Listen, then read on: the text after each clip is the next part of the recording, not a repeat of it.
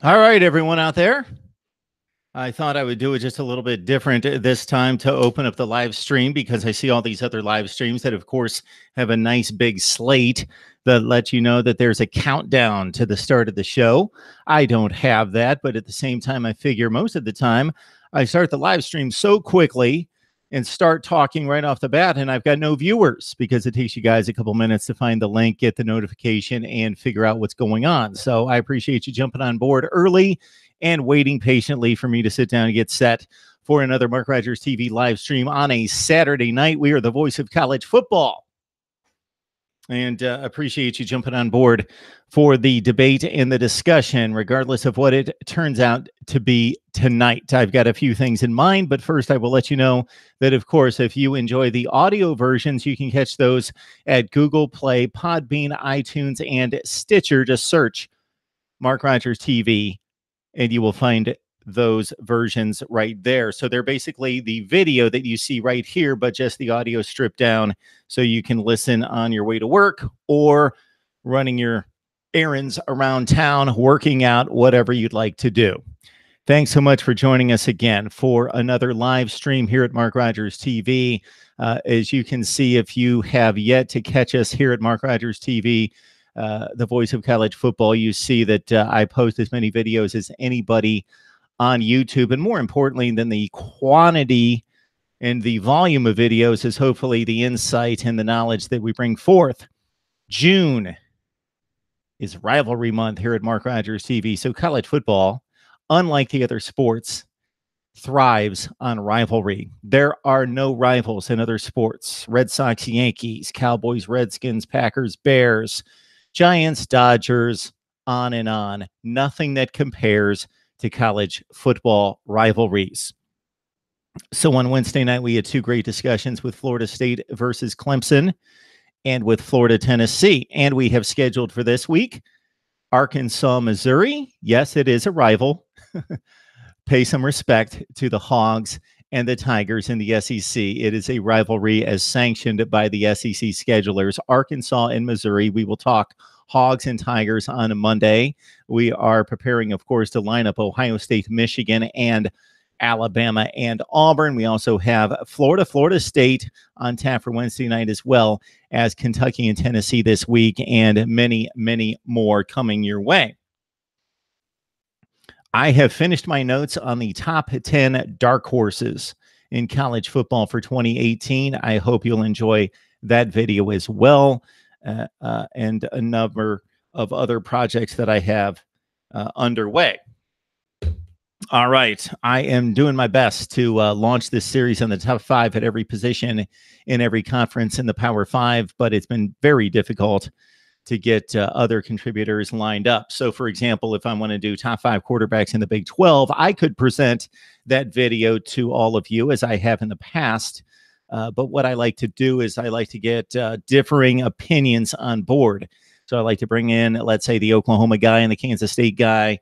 And then between the two of them and myself, we compare top 5 lists instead of just me giving you my top 5 list. But it may just come down to that. We may just strike up a series of live streams. We may sit here all night and talk top 5 at every position in every conference because it's just difficult to get two people from the same conference scheduled at the same time. So we've got a number of people on the live chat, and I will strike it up so I can monitor the feed and get back to you guys. Also want to mention that Game 1 of the NBA Finals was something that I addressed here at Mark Rogers TV, and don't expect that to be a frequent occurrence in terms of me talking about other sports, especially the NBA. I'm not an NBA guy, but I do enjoy the playoffs to a certain extent, the athleticism, and the moments in crunch time. And it was crunch time last night for J.R. Smith. Are 2 nights ago for J.R. Smith. They're riveting. I was thinking, has there been a game in college football? Has there been a situation in college football in which a player, and you guys help me out on this one, a player or a coach blundered a situation? And I will open it up to any level of game. I will open it up to any type situation. It doesn't have to be that severe or that important of a situation, meaning game one of the NBA Finals, liken that to a BCS championship game or a National College Football Playoff game. It doesn't have to be that important because I don't think we can find a blunder that ranks anywhere close to J.R. Smith in game one of the NBA Finals. But if you have any to offer, I think the only thing we can offer up are a lot of poor performances, and you're going to have that obviously in athletics. If one side or one particular matchup performs well, then the guy participating on the other side matched up against that person is going to perform poorly. That's the way it works. So poor performances aside, I'm talking about blunders, mental gaffes of that magnitude. It's going to be difficult to find in the history of college football, but I will invite you guys to give it a shot. All right, this week and in previous weeks, recapping spring practice and getting you set for August camp here at Mark Rogers TV with Ohio State, Michigan, Penn State, Clemson, Miami, and on down the road with Alabama. I talked to an Auburn media guy tonight. Hopefully he'll be on sometime early next week so we can provide you with some Auburn Tiger talk.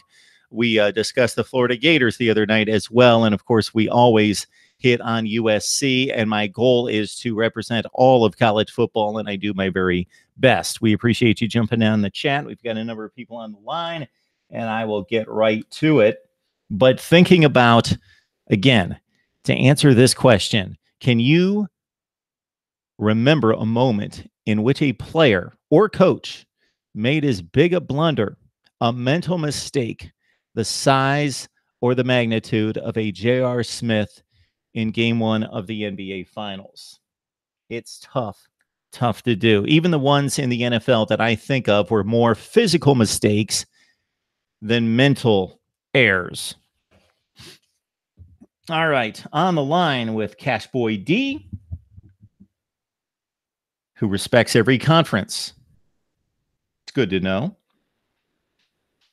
All right, Leon Hurricanes, he's on the line as well as Fernando. Good to see you guys, as well as George and Ryan. Mark Richt in the 2012 SEC championship game. So that would have to be explained to me.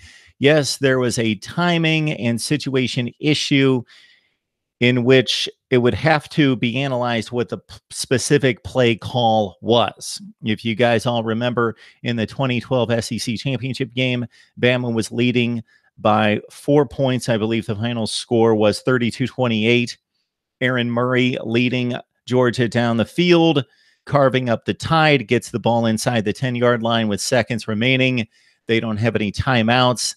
He throws the ball to the back or tight end out of the backfield who wasn't close enough to the sideline to get out of bounds. The ball was deflected, and the player, had he been aware enough, would have just batted the ball down because he was tackled in bounds and there was no chance to run another play. And that, I believe, was a second down or maybe even a first down play after Georgia had moved it inside the 10-yard line. So I don't know where the gaffe goes to Mark Richt there. I would have to rewatch that complete drive to see if there possibly was an issue with timeouts or an issue with time and how much time they had when they started the drive. I remember a pretty efficient drive by Murray and the Georgia Bulldogs in the 2012 championship game against Alabama. But that was monumental, of course, for Mark Richt, who might still be the head coach at Georgia had he won that game, and we all presume would have rolled over Notre Dame in the national championship game. J.R. Smith tripping. Maybe. He certainly has a history. Chris Webber. So, of course, that's the classic comparison, Dondre, is Chris Webber. 1993 NCAA championship game against North Carolina. First, he traveled with the ball. The refs overlooked it. He was in the backcourt with Michigan. I think North Carolina had just taken the lead. Michigan had a decent lead under the 5-minute mark, something like 8 or 9 points, Wolverines. North Carolina came back. I believe they took the lead in the previous possession, but Michigan still had the ball with a chance to take the lead. And Chris Webber, of all people, was bringing the ball up the court, first of all. And he walked, he traveled. It was obvious, but the refs overlooked it, either intentionally just wanting a championship moment to play itself out and not wanting to make the travel call, or just they completely blundered and looked past it and just didn't see it. And then Chris Webber, of course, later in the possession, down the court, called for a timeout and didn't have one. And so Michigan gave up the basketball and the game. 1993, if you remember that one well. Those were two of the more talented teams that I can recall in an NCAA championship game, North Carolina and Michigan. Kentucky losing to LSU. Kentucky, are we talking football? Kentucky losing to LSU. We're talking about the Hail Mary, right, in 2004. And that was to, I can't think of his name. He was drafted, I believe he was one of the, so there were two wide receivers. One played for Oklahoma, one played for LSU. Mark Clayton, they both had the same name. And one was drafted by the Ravens. The other went to somewhere in the NFC. Or that was Devery Henderson, maybe, who caught that pass for LSU. So if you remember that, that's just a great one to relive on YouTube, especially since Kentucky, having thought that they pulled off the upset. Maybe it was in 2007, the year that LSU won the national championship. It was something in that range. You guys can look it up. Something in that range where Kentucky thought they had won the game in the final seconds. They actually poured the Gatorade over, I believe it would have been the head coach that came from Oregon, who also coached the Rams, Brooks. I can't remember his first name. The head coach, Brooks, I can't remember his first name for some reason, who coached the Rams and coached Oregon, Rich Brooks. And they doused him with Gatorade on the sideline. And then LSU still had a Hail Mary left in it, and the ball went through the arms of two Kentucky defensive backs. And again, I don't know if that's a blunder the size of J.R. Smith. J.R. Smith is a professional athlete, first and foremost. And of course, I'm asking about college football comparisons. So there's not going to be a light comparison in terms of what should be expected of a professional versus what should be expected from an amateur athlete, even at the highest level of amateurism. But J.R. Smith, with 13 years in the NBA, playing all those minutes, logging all those playoff minutes in particular, and especially since the blunder was not made during the course of action, when players can get caught up in situations and are thinking about where to move, what to do versus the defense or the offense that they're facing. This is a situation in which J.R. Smith had time to collect himself. He was standing at the foul line. And what does any player do standing at the foul line? They think, okay, what happens? First of all, what do I need to do to get this rebound? Number two, what do I do when I catch the ball? What's going on right now? What is the score? What is the time of the game? This is the only time during a basketball game, except for the end of the first half, that you need to know the time. This is the only time you need to know the score. You don't need to know the score, of course, at the end of the first half or at the end of any quarter. You just need to know what time is left so you can react accordingly to the time left in the quarter. But this is the only time during the game that you need to know the score of the game, and that's crucial. But J.R. Smith had all that time, the span of lining up at the free throw line, the refs getting the free throw shooters set, George Hill, watching two free throws go through the air. He had minutes to stand there and think, okay, 4.7 seconds left. Okay, we're down by one. Oh, he hit the first one. We're tied. And I likened it that night to watching my daughter play years and years of softball, and I have to give pump my chest a little bit. Her and her team, her senior season, made it to the state championship game. But anyway, watching years and years of girls softball, and the coaches routinely, regularly having to tell the girls, how many outs there were, whether they were on the base paths or in the field, having to tell them over and over and over and over and over. Well, what's the difference between that situation and J.R. Smith? Well, we're talking about girls that are like 12 years old. And we're also talking about a professional athlete who makes $15 million a year. We're also talking about a situation in which he had a giant scoreboard hanging over him that had all the statistics he would need concerning time and score. Anything. Dondre, you did a nice job with the 93 final and also the Kentucky LSU game. Let's see if we've got anything else. Mark, you're assuming J.R. Smith thinks 28 add 28. You just answered the question. We can move on now. If you've watched J.R. Smith play basketball throughout his career, which, again, I'm not an NBA guy like I'm a college football, NFL, and Major League Baseball guy, but I watch the games and I know what's going on in the NBA, and I've seen J.R. Smith play enough to know that he's not a thinking man's player. Not just in this situation. The guy plays like that all the time. It just happened to be at the worst time for him. The Dallas Cowboys dropping a wide open pass versus the Steelers in a Super Bowl to win a game. Okay, Dondre. 1979, Cowboys, Steelers, possibly the two most star-studded teams ever to play in a Super Bowl. I believe the Steelers have moved 9, if not more, of those players to the Pro Football Hall of Fame. Terry Bradshaw, Lynn Swann, John Stallworth, Franco Harris, Mike Webster, Mean Joe Green, Jack Ham, Jack Lambert, Mel Blount. The Dallas Cowboys, Tony Dorsett, Roger Staubach, Too Tall Jones, not in the Hall of Fame, should be, Randy White. And it was just a star-studded game, and it was a game in which would be determined who would be the team of the 70s. This is the game that Dondre speaks of right here.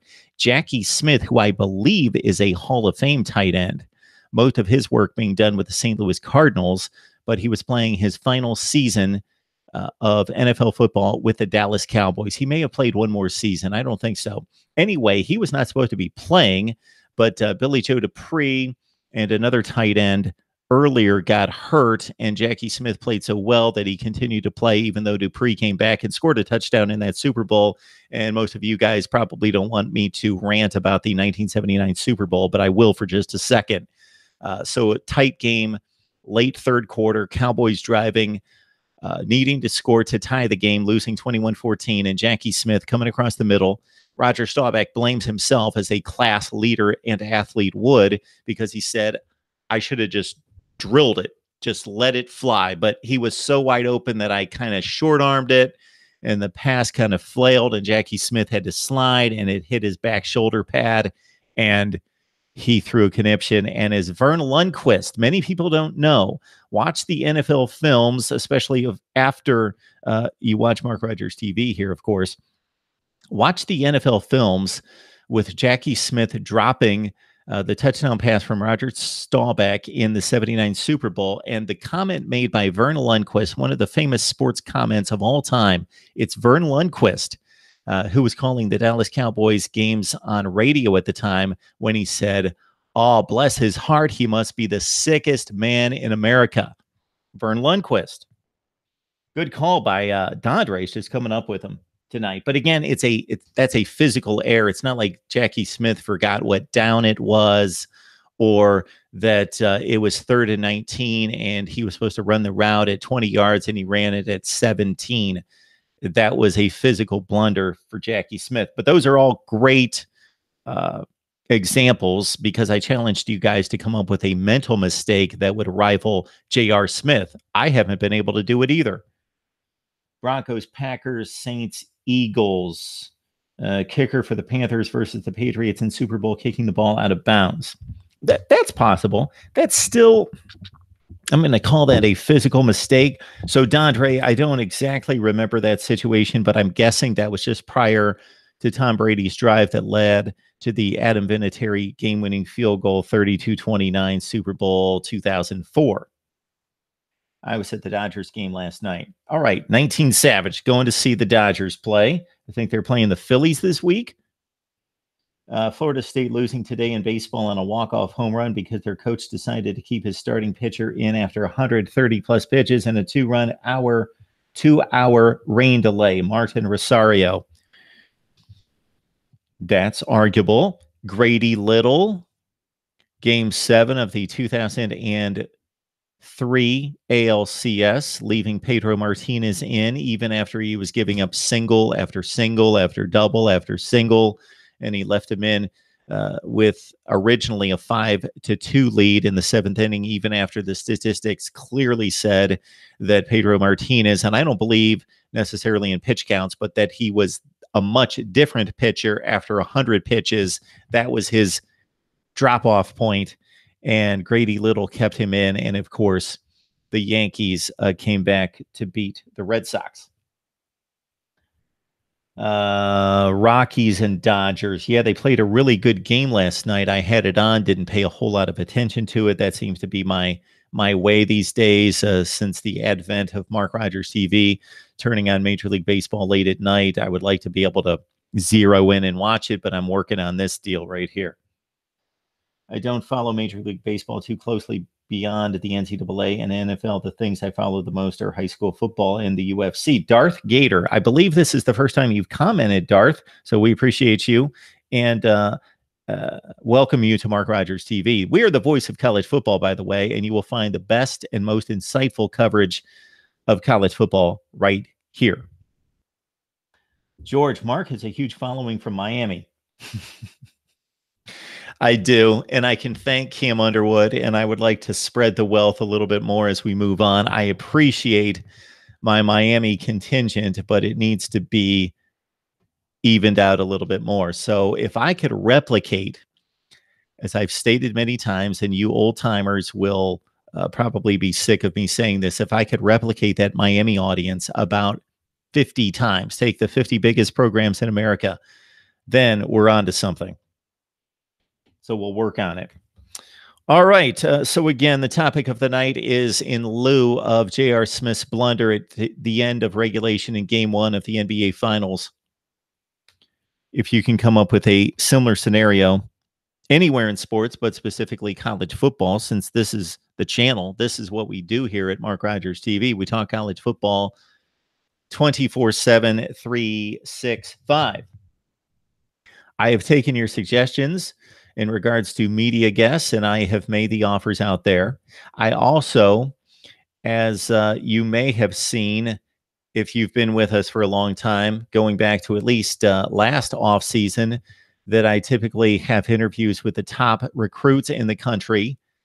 So we're talking guys like BJ Foster, who signed with Texas, and Justin Fields. Interviewed him at the time that he had committed to Penn State at that point, and of course he is signed with Georgia.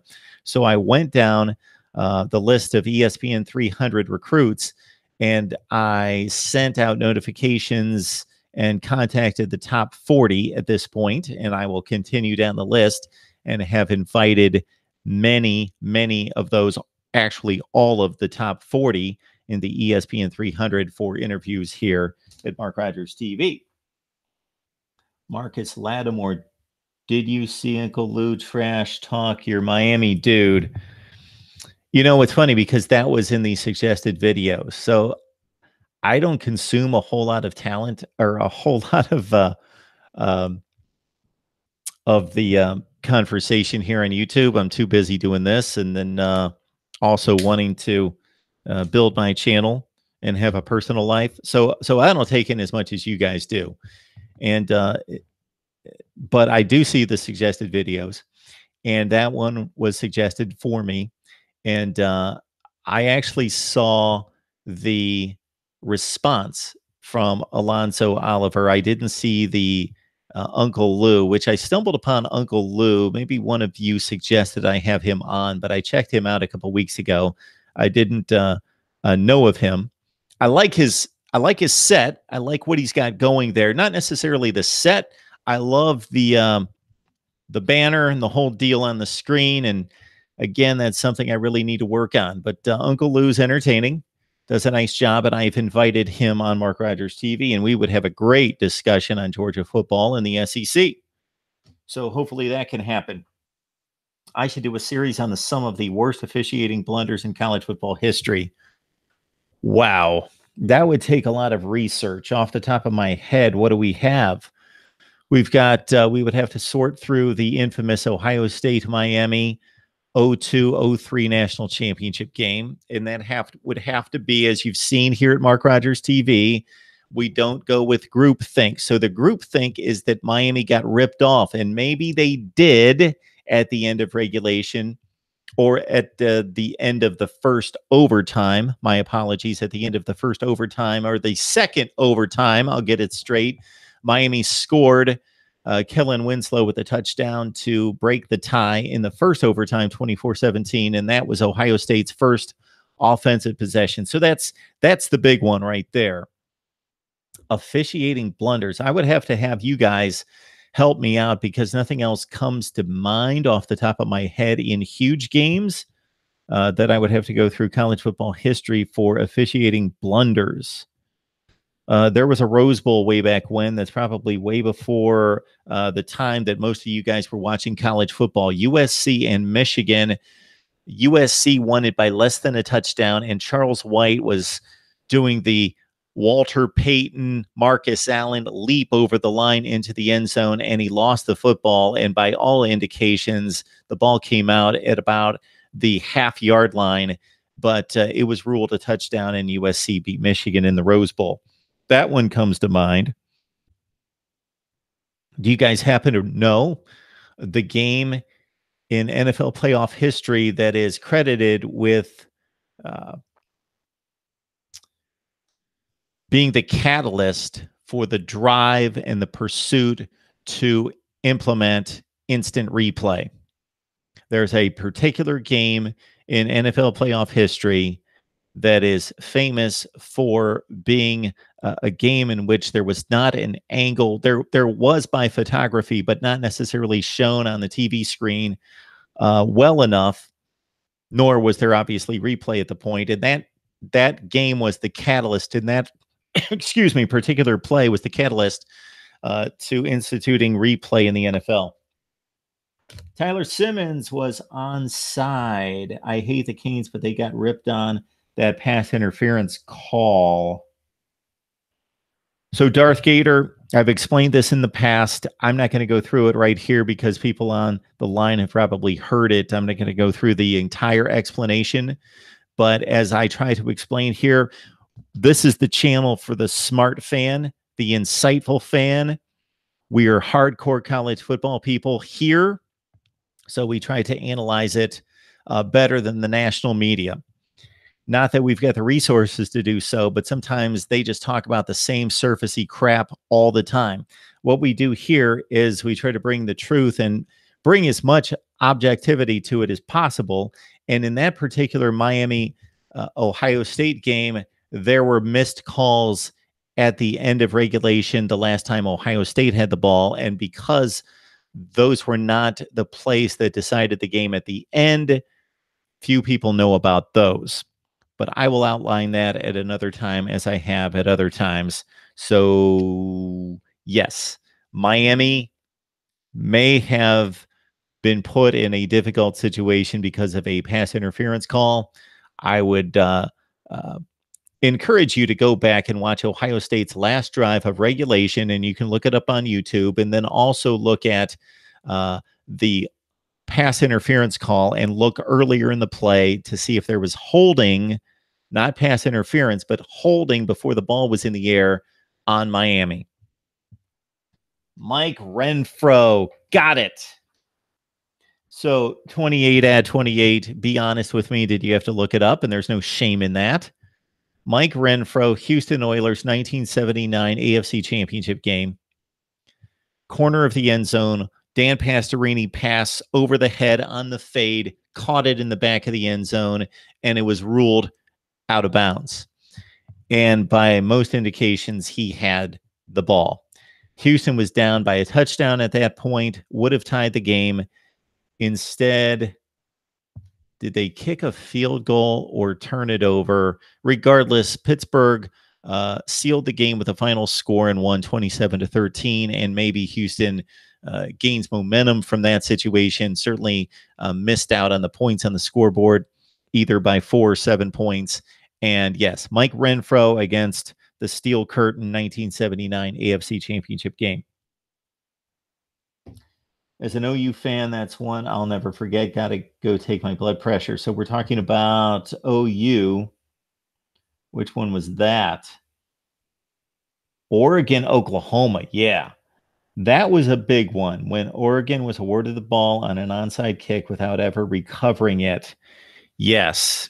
I do remember that one. I would have to go back and watch it. Hopefully that's on YouTube to remember the exact situation, but that was an awful, awful call by the officials. Oregon, Oklahoma. That's an odd game too.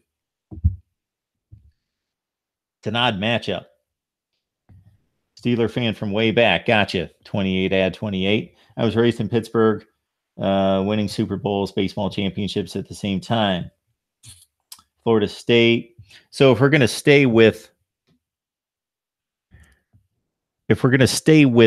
blunders, but Dante in particular named some. So the mental blunder by Chris Webber is very comparable. The other ones were more physical blunders.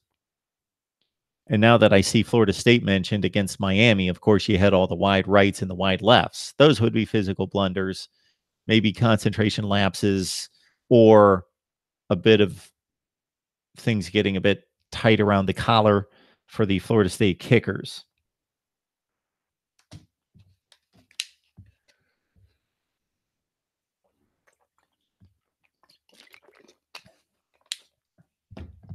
So here at Mark Rogers TV, our attempt is to bring the best analysis in college football. And we bring on the best bloggers, broadcasters, and writers in the industry. And then you also are delivered analysis from me. And what I would like to do over the course of the summer is rate the top 10 nationally at every position. So let me throw it out there, throw some names down here, regardless of position, players that you believe should be ranked in the top 10 at their position in college football for 2018. And give me an idea of where you think they should be ranked. Quarterbacks, running backs, wide receivers, tight ends, offensive linemen, defensive line. If you want to split the D ends and the tackles, the linebackers, the corners and the safeties and the special teams players, the kickers and the return men. Throw me out some names of the very best players in college football. Also, I'm going to try to get it done, ranking all 130 FBS teams, 130 all the way up to number one. I've taken notes on about 10 teams. So a lot of those teams at the bottom of the barrel, UTEP, Akron, Kent State, on and on and on and on. So I've got about 10 done out of 130. And then I've got to rank the schedules. I always do that, and we'll have a fun time doing that. And of course, I got notes here. And if you can read that, you will see who is my number one dark horse to be unveiled. My number one dark horse for 2018. It was a team that went 7-6 last year that might make a run to the college football playoff this year. Chase Young at DN, definitely. We've got Nick Bosa, defensive end. Timmy Lee chiming in. Tim provides some great content. Great analysis, great insight, Tim Lee, doing a nice job commenting on my videos. And if I don't get to all those comments, I certainly would like to, but I try to get to as many as possible. So if you leave like 10 comments, I may not get to all of them, but I'll think, hey, he's got a lot of great things to say, but let me look at one in particular. I'll read them all, but I'll address maybe one out of the four. So thanks for writing in, leaving your questions, your comments, and your suggestions. And of course, again, if there are particular media contributors that you want to see here at Mark Rogers TV, not only let me know, but let them know. You guys have a voice. Contact them and let them know, hey, I would love to see you on Mark Rogers TV talking TCU or Georgia or whoever it is. Or if there's a good debate out there, or maybe something that you know that I like to debate, college football playoff schedule, and know of somebody out there that can hold their own and would like to see that debate, then let's get after it. Many of those people will not respond with just me pursuing them. But if they see a number of you letting them know, hey, would like to see on Mark Rogers TV, then maybe we get that done and we bring on some people that you would like to see. Dark horse meaning no one thinks they can win the championship but are capable of doing so. Yeah, I think that's a pretty good definition, Martin. So the three teams that came to mind as dark horses that improved considerably, one did not make the playoff, the other two did. The two that I thought of most recently would be Michigan State from 2016 to 17. So we know how good Michigan State's been in the last 10 years under Mark D'Antonio. Then they bottomed out with that 3-9 showing in 16. And then I think most of us expected them to come back, but considering how bad they were in 16 and the difficulty of the schedule, I don't know that many believed that Michigan State was going to bounce back to 10-3 and come that close. Well, 48-3 is not that close, but one game from winning the Big Ten East and playing for the Big Ten championship. So that's one example. I think this is a really good example. Washington in 2015, with the year before Jake Browning.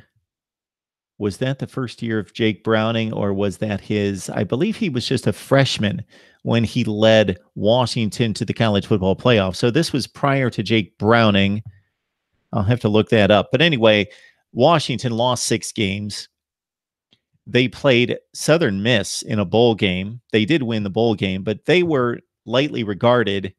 And I saw them as a dark horse, and I picked them the next year to win the Pac-12 and to go to the college football playoff. And that was my one shining moment. Sorry, CBS. That was my one shining moment of selecting all 4 college football playoff teams: Ohio State, Alabama, Clemson, Washington, before the season started. Last year, I got 2 of 4. I picked Alabama, Clemson, Ohio State, Oklahoma State. I thought a little bit too much overthinking on Oklahoma State. I didn't go with the chalk, and I thought Oklahoma State would possibly upset Oklahoma. I thought that game, I believe that game was in Stillwater, and I pulled the trigger on Oklahoma State as the chic pick to get it done last year. But that was a good call with Washington in 2015 coming off 6 losses as a dark horse to make the college football playoff, and they did in 16.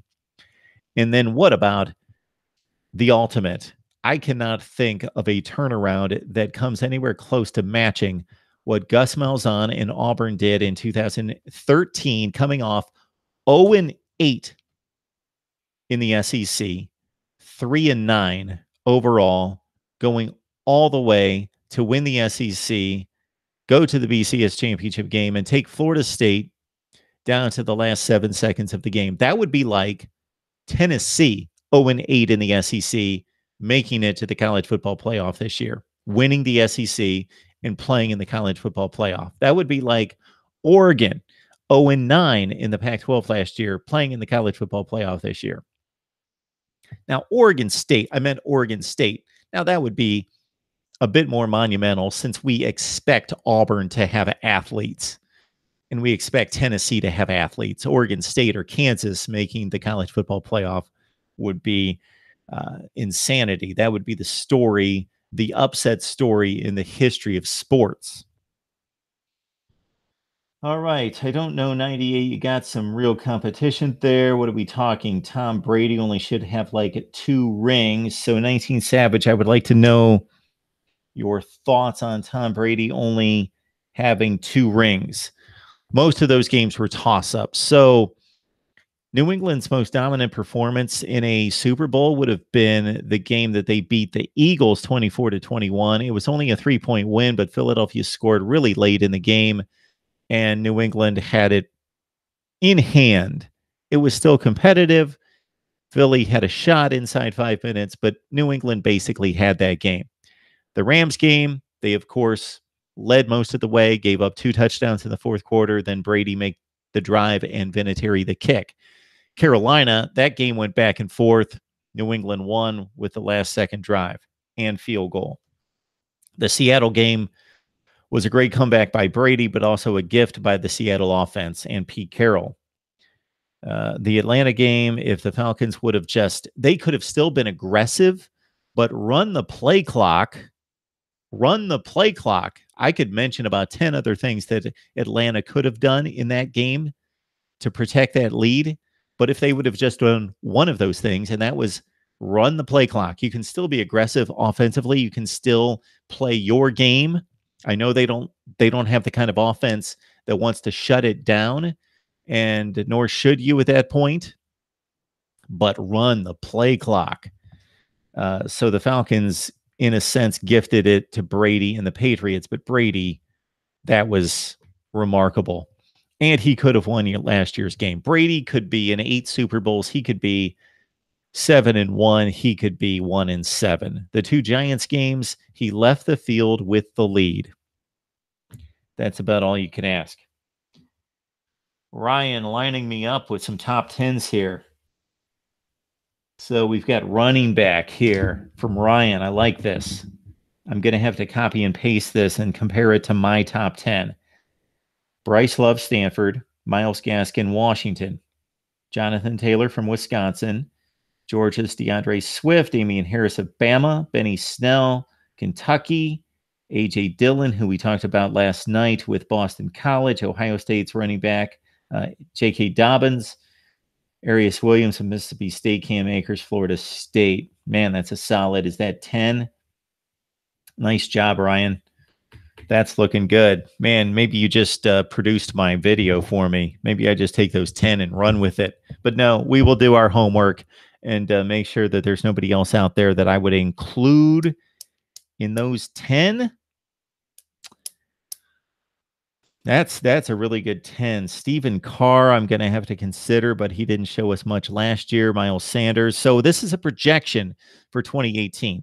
Based on what we saw in 17, I think that's a great list, but I'm going to have to project as well. And this is where I often get criticized when I release this top 10 list, is people will say, that guy only ran for 500 yards last year. Why is he in the top 10 running backs?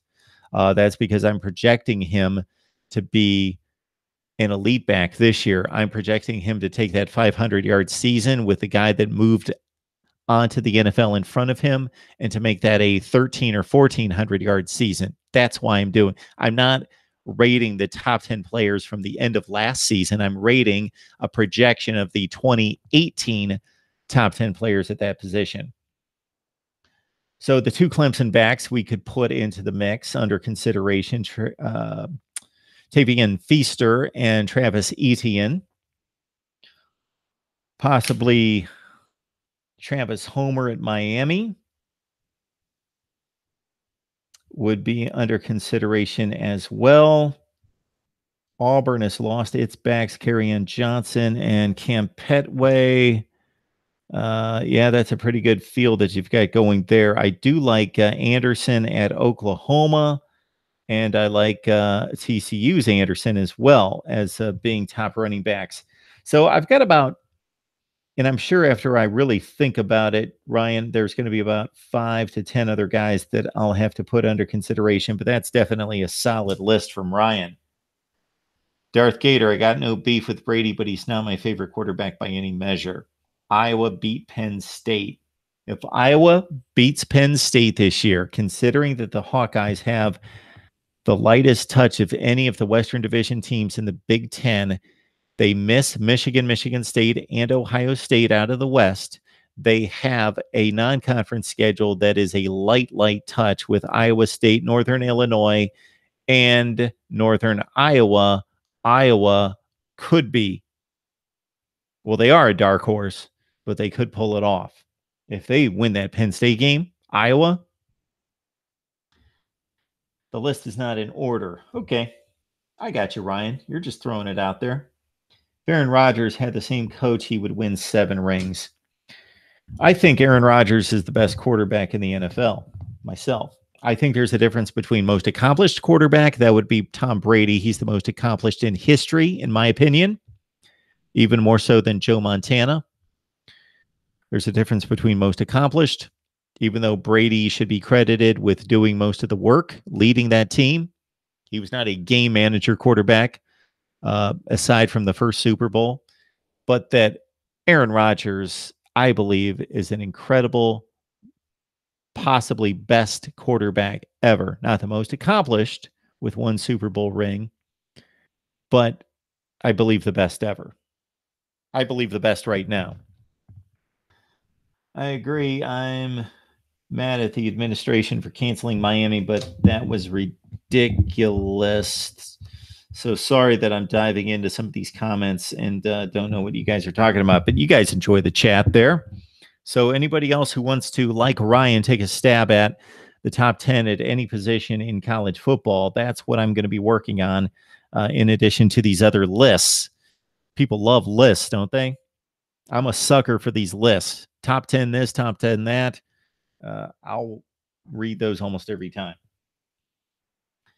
Mississippi State is being a three-way battle for the state. Even if all three teams are bad that year, you could still take some pride in being state champion. I believe we're talking about Florida State, Miami, and Florida. What about Central Florida and South Florida? Really good. Really good. Florida, you better catch up. You're not looking good right now, coming off of 4-7. That's your second 4-win season in the last 5 years. But I believe Dan Mullen's the right guy for the job. And with all the talent in the state and the resources at Florida, you'll be fine. And you might just find yourself on a top 10 list of the biggest dark horses for 2018. Just maybe. All right. So, Ryan. Yeah, Rodney Anderson from Oklahoma. Justice Hill from Oklahoma State. Miles Sanders, Penn State. Yeah, top running backs right there to be considered. And this is something I've got to put pen and paper to. I can't think talking to you guys and start to run down these positions off the top of my head. At quarterback, we lost a slew of great ones. Obviously, with Rosen and Darnold. I should look up my top 10 from last year and see how this turned out. Why don't we do that? I'll look up my ranking for the top 10 quarterbacks for last year going into 2017 and see how I did. Many of you might be canceling your subscriptions after I read off this list. Let's see what I had. Hopefully I put it on the big board. I'm doing a Google search or a YouTube search, and I'm finding where I rated the top 10 Super Bowl quarterbacks of all time. So that fits into it right here. Here is my top 10 college football quarterbacks. Let's check this one out. This is from several years ago. Let's see how we did on this one. Okay. This is the top 10 college football quarterbacks prior to the 2015 season. I did this on June 8th, almost exactly 3 years ago. I've got a black shirt on. I don't believe it's the same black shirt. And I'm looking about 10 years younger, 3 years ago. Okay, I had Marquise Williams, North Carolina, at number 10, Deshaun Watson, number 9. Cardell Jones at 8, Christian Hackenberg 7, Connor Cook 6, Trevon Boykin 5, Braxton Miller at number 4, Jared Goff at number 3, Cody Kessler at 2, JT Barrett at number 1. Yes, only one of those three Ohio State quarterbacks could play. But keep in mind, when I'm rating these players, I am not rating them statistically, meaning I am not projecting who's going to be the best statistically. So if there's a quarterback who has awful running backs, offensive line, and wide receivers around them, then their statistics will not show that they are one of the very best players. But I am ranking in a vacuum. If that particular player, classic example, Jason White, I was going to say Josh Heupel, Jason White, 2003 Oklahoma, had the coaching, the personnel, the playmakers, and the scheme, the style of offense to thrive, but he was not the best quarterback in college football. He may not have been one of the 10 best quarterbacks in college football, but statistically, he was the best or near the best, if you follow me here. So I'm not ranking them to project statistics. But I realize that this list doesn't make me look good. But again, it's difficult to do. Give it a shot. Yeah. Marquise Williams at 10, Deshaun Watson, 9, Cardell Jones at 8, Christian Hackenberg, 7, Connor Cook at 6, Trevon Boykin, 5, Braxton Miller, 4, Jared Goff, 3, Cody Kessler at 2, and JT Barrett at 1. So that's, and that was also way before we learned, that was actually a few weeks before we learned that Braxton Miller would be playing wide receiver at Ohio State and was giving up on quarterback. All right. So anyway, let's look at last year's. Let me find last year's top 10 quarterbacks. Here I've got the top 5 SEC quarterbacks. Let's see. This was going into last year. You know what? I've got to sit through an ad. Plus, I don't think I've got the board, so I would have to listen to it. So forget that. That was a discussion with my SEC guys. Top 5 Big Ten quarterbacks. Do I have a board for that? No. Back up on that. Top 10 Alabama quarterbacks all time. Where am I? Top 10 college football quarterbacks. This was 1 year ago. Here we go. It says it was 1 year ago. It was actually in July of 2016. So this is the very next year.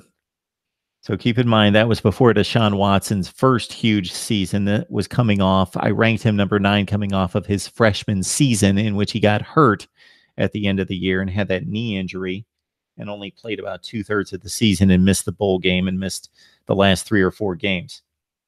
Here are, I don't have the board up on this one. Shoot. I'm not going to listen to this one either. You guys are going to have to look these up because sometimes I usually, and I'll have to remember to do this, I'll have the whiteboard so you can see the list of players. So 2 years ago, I ranked the top 10 college football quarterbacks, and I don't know how I rated them. I would have to listen to it. Only got 329 views. That's awful. Top 10 college football quarterbacks. This was a year ago as well. This was actually in 2017, so going into last season. And no board for this one either. What was wrong with me? Okay. I did away with a whiteboard the last few years, so I'm going to bring back the whiteboard. Here's an interesting one. Here are the top 10 college football quarterbacks, and after I look at this one, I'm going to check out the live chat and get to your comments. But this is top 10 college football quarterbacks in 2013. Heading into 2013, and I did this in February, so I did this without spring practice. And I've got Johnny Manziel at 1, A.J. McCarron 2, Taj Boyd at 3, Teddy Bridgewater at 4. Let's get this ad out of the way. Shoot. Can't get rid of that. Who is that at 5? I can't tell. Braxton Miller at 5 in 2013. So Manziel, McCarron, Boyd, Bridgewater, and Miller, 1 through 5. And come on. I don't know my 6 through 10. I didn't have the board up. Let's see. Anyway, there you go. Enough of looking through the archives. Let's see what you guys have on tap here. Yeah, we all lose to YouTube ads. There's no winning that battle, is there, Tim? Why get mad at the player? How about the schools pay them and maybe just maybe they wouldn't have to steal or commit a crime? You guys are in it, aren't you? Okay, Ryan's got quarterbacks here with Hornibrook, Rippon, and Stidham. Those 3 definitely come to mind. 98 Sports Talk like Stidham. Ryan's got Will Greer, Fromm, Browning, Mackenzie Milton with a group of 5 being represented there. Trace McSorley, Jake Bentley, Shane Buechele. So the Buechele selection there, Ryan, is obviously the one that stands out because we don't know that he's going to start. By the indications I get from various sources, it seems as though Sam Ellinger has the leg up on Shane Buechele. Buechele is the more polished passer, seems to have in the past had a better grasp on the offense and is a more accurate quarterback. Ellinger is the fiery leader kid who will take on the linebackers, lower his shoulder, and likes to run it. Antonio Callaway could have done God knows what if he could have stayed out of trouble. Yeah, tremendous player there at Florida, Antonio Callaway, and he did get drafted, right? You're underrating Jason White. He was a really nice athlete until he blew both knees. You're listed Big Ten heavy and Big Ten quarterbacks well. All right. Remember that particular year, though. The Ohio State situation was an anomaly that they had arguably three of the top 10 quarterbacks in the nation, and one of them moved to wide receiver. So that took Braxton Miller out of the mix. But I don't know that a whole lot of people would have argued with me at that point, coming off of JT Barrett's 2014 season, in which he was the Big Ten Offensive Player of the Year, threw 34 touchdowns, even though he missed three college football playoff games, including the Big Ten championship game and the fourth quarter of the Michigan game, and he still accounted for 45 touchdowns. So JT Barrett had to be in that top 10. Cardell Jones beat three of the best teams in the country, and certainly the two other best teams in the country in Alabama, Oregon, and Braxton Miller was coming off a career situation in which he was the Big Ten's best quarterback. And I was projecting maturity out of Braxton Miller. Yes, it was the one regret I would have there was Christian Hackenberg. But Connor Cook was not one of the 10 best quarterbacks in college football. I believe he was. A quarterback with solid running blocking is always going to look great. I love your comment by Mark that Ohio State does not always need a good quarterback. Vince Young was the best college quarterback of all time. Wes. He showed up in two enormous games, both played at the Rose Bowl, one for the national championship, one at the Rose Bowl, in the Rose Bowl game, of course, against Michigan in 2004. Josh Allen, this is Ricky talking. Josh Allen had worse teammates than LeBron James. Yeah, it's difficult to get a read on Josh Allen based on what he did or didn't do at Wyoming. And this is something, if I had the time to do, and it crossed my mind today to do it, because I've got so many Miami folks out there watching these videos, and Malik Rozier is obviously at the focal point of the debate. I was going to pop in the Wisconsin game and start with the Orange Bowl, since that's against a really good defense, and it's the last game that Malik Rozier played, and he had 6 weeks to prepare for it, or a month to prepare for it. And I was going to chart every throw to see how well did he actually play in that game. Let's look at the play. Let's look at what he did in regards to decision making on that play. Let's see if he had time, reasonable time, to make a decent throw. And let's see where he decided to throw the ball, if he made an accurate throw, and if the receiver bailed him out or hurt him, and what was the result of that play. Let's look at every throw. Now, if I had the time to do that, if you guys could help me out and get me to a point with all of this where I could be doing this all the time, I would break down a Malik Rozier Orange Bowl game. And since the Pitt, Clemson, and Wisconsin games were the ones that really caught the ire of the Miami contingent, I would break those down. And then I would look at some of the top players across the country, and some of the not necessarily top players, but some of the key wild card players, the X factors, and we would break down their play in the biggest games of last season. That would be fascinating to do it. And then I would have a production staff that would be able to put the actual video on the screen so I could show you what I was looking at. All right.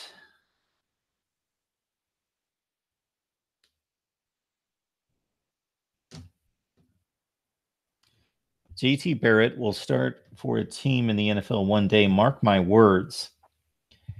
That's difficult to see happening, Tim.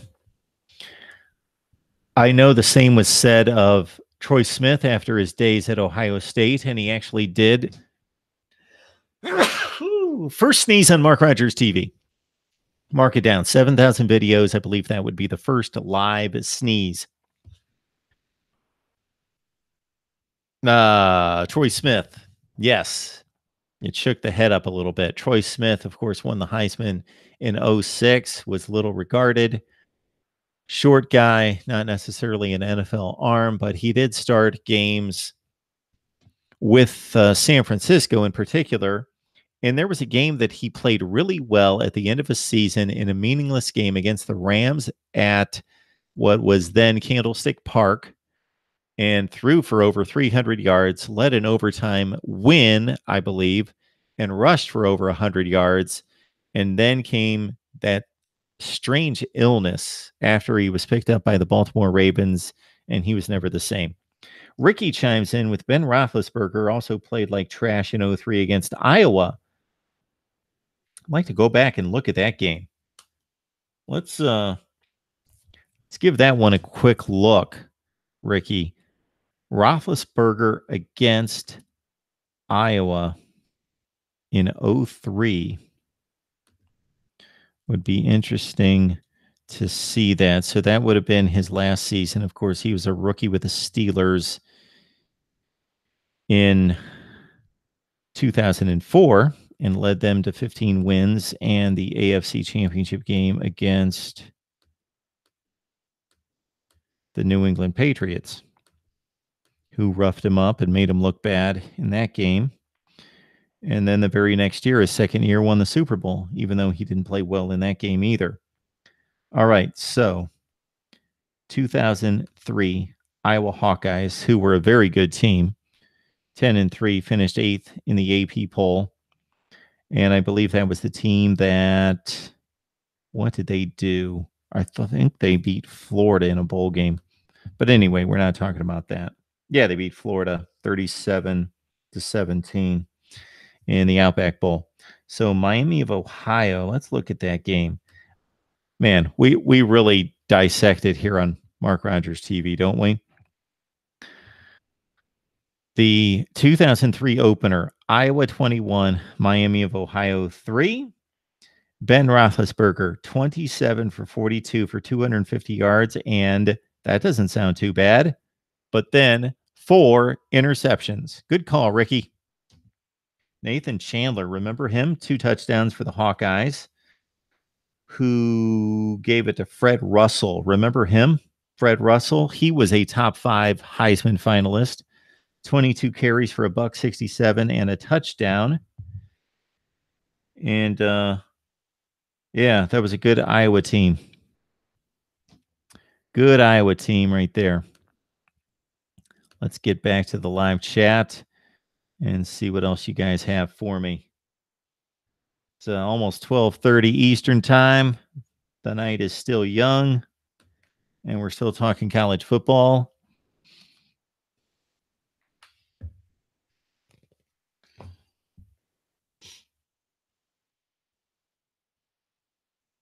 Yep, been through 4 picks versus Iowa.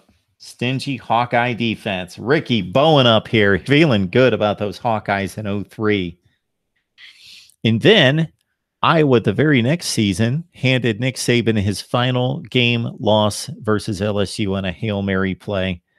And the narrative for the Hawkeyes, much like the Wisconsin Badgers against these SEC teams, in particular, those 2 programs seem to catch it more than the others in the Big Ten. You don't hear this when Ohio State or Michigan in particular line up, or even now Penn State.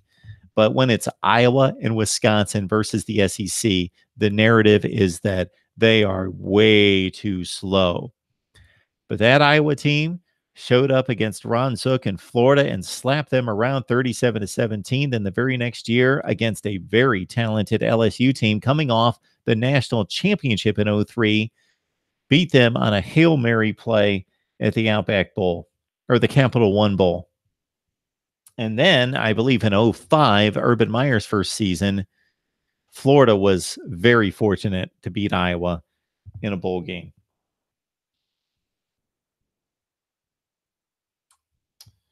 All right. Before we let you guys go, unless you guys have anything else you'd like to talk about, again, would like to set you up with what's going on here at the channel.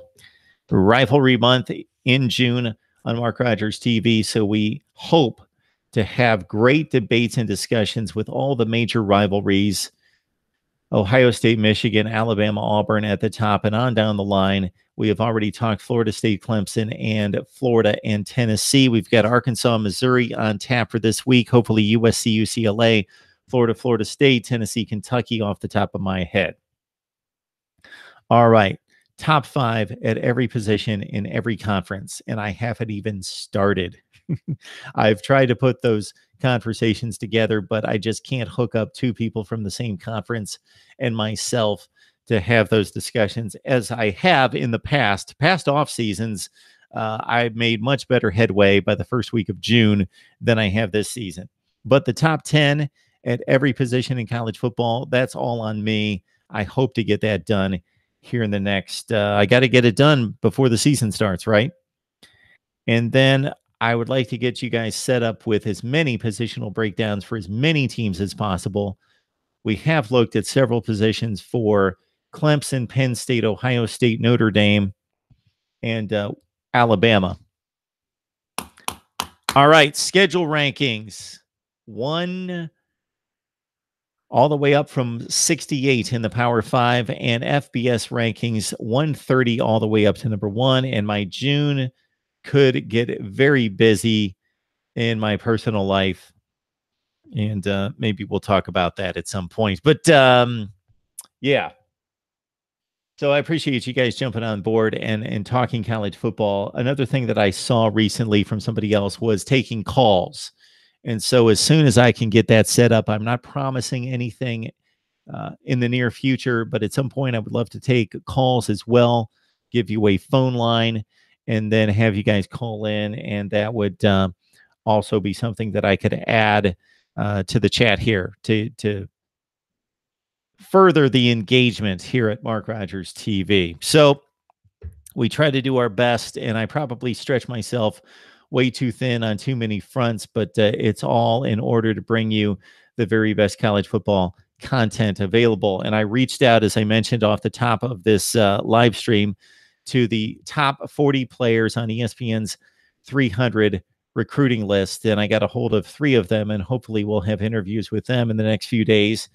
And that's a bit of a struggle, as you can imagine, trying to track down high school athletes on Twitter, but been very successful with some of the top players in the country the past few years, including Justin Fields, the number 1 quarterback in all of high school football 2 years ago.